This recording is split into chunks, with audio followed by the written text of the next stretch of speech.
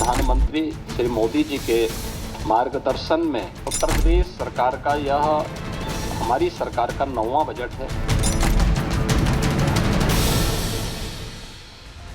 उत्तर प्रदेश जो भारत का सबसे बड़ा राज्य है, वहां आज बजट पेश किया गया है। नवा बजट है योगी सरकार का और इसी के साथ ग्रोथ मैप तैयार हो गया है। लेकिन आप ये समझिए कि 8 लाख करोड़ से ज्यादा का ये बजट है और आपको बताएं कि अब तक का सबसे बड़ा बजट है उत्तर प्रदेश के लिए। और ये भी समझ लीजिए कि पाकिस्तान, एक पूरे देश का बजट उतना नहीं होता जितना हमारी स्टेट का होता है, हमारे प्रदेश का होता है। उत्तर प्रदेश का बजट पाकिस्तान से भी बड़ा बजट है और इस बजट में सभी प्रावधान किए गए हैं जो उत्तर प्रदेश को विकास के रास्ते पर आगे ले जाएंगे। चलिए सबसे पहले आपको जरा तस्वीर दिखाएंगे बजट जो पेश हुआ है उसकी, किस तरह की तैयारियां यहां देखने को मिली। सदन के अंदर की भी तस्वीर दिखाते हैं, लेकिन इससे पहले ये तस्वीर देखिए। ये जो लाल बक्सा है, सुरेश खन्ना इसे लेकर पहुंचे और इसी में बजट को लेकर बड़े प्रावधान, बड़े ऐलान की तैयारी थी और उत्साह भी पूरा दिखाई दिया। विक्ट्री साइन यहां आप देखिए योगी आदित्यनाथ भी दिखा रहे हैं, क्योंकि उत्तर प्रदेश को विक्ट्री के रास्ते पर, विकास के रास्ते पर आगे ले जाने की तैयारी इस बजट के साथ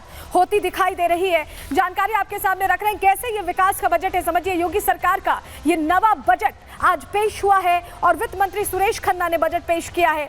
आप समझिए 8,08,736 करोड़ का ये बजट पेश किया गया है और अब तक का सबसे बड़ा बजट है। वित्तीय वर्ष 2024-25 से बड़ा बजट पेश किया गया है, पिछले साल से बड़ा। और पिछले बजट के मुकाबले बताएं आपको 9.8% बड़ा बजट है।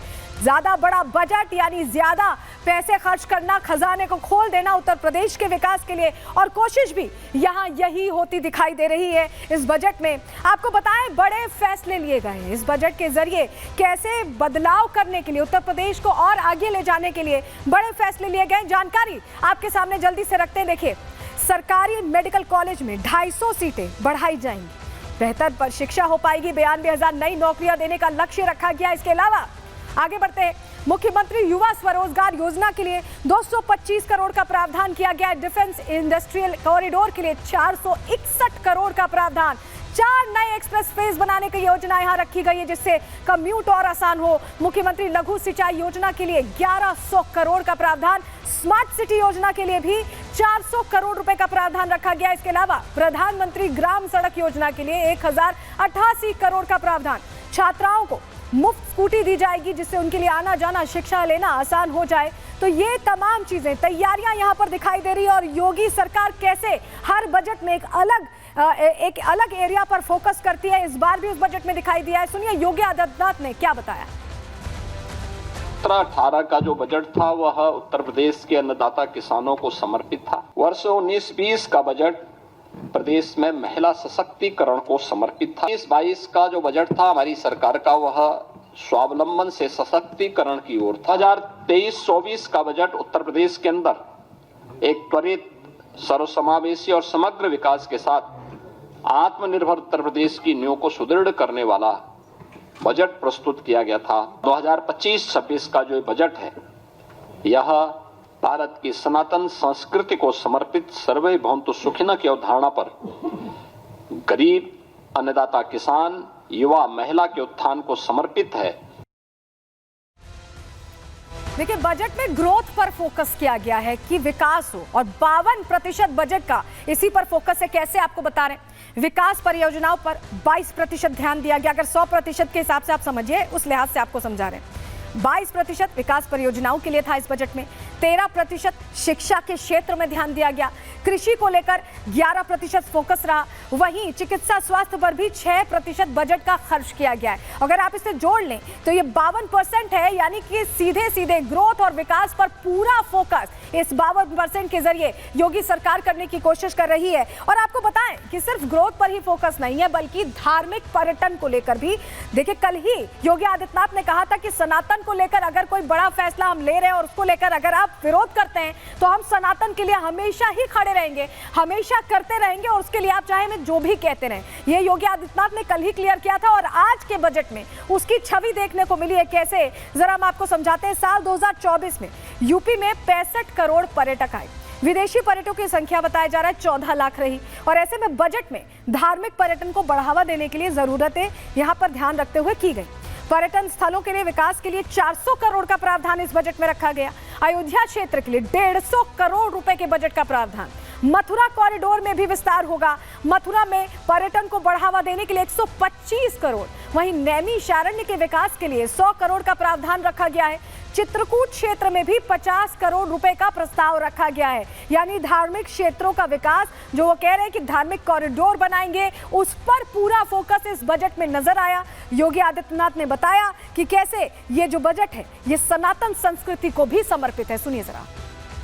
आस्था को सम्मान देने के लिए भी प्रदेश सरकार ने इस बजट में काफी प्रावधान किए हैं और महाकुंभ की सफलता आप सबके सामने है। आपने आज कैट की रिपोर्ट को भी देखा होगा कि महाकुंभ के कारण इकोनॉमी में 3 लाख करोड़ रुपए से अधिक की वृद्धि की संभावना अभी से बताई गई है। और मुझे बताते हुए प्रसन्नता है कि इस आयोजन को आगे बढ़ाने के साथ साथ अयोध्या क्षेत्र के पर्यटन विकास के लिए 150 करोड़ रुपए, मथुरा वृंदावन के विकास के लिए 100 करोड़ रुपए की अतिरिक्त व्यवस्था का प्रावधान किया गया है। वृंदावन में श्री बांके बिहारी मंदिर के सुंदरीकरण और उसे कॉरिडोर के रूप में विकसित करने के लिए 150 करोड़ रुपए की व्यवस्था का प्रावधान किया गया है। तो योगी सरकार का ये बजट कैसे जोरदार रहा है और कैसे सिर्फ उत्तर प्रदेश ही नहीं बल्कि देश की इकोनॉमी को बूस्ट देने वाला बजट रहा है, रिपोर्ट के जरिए आपको बता रहे हैं।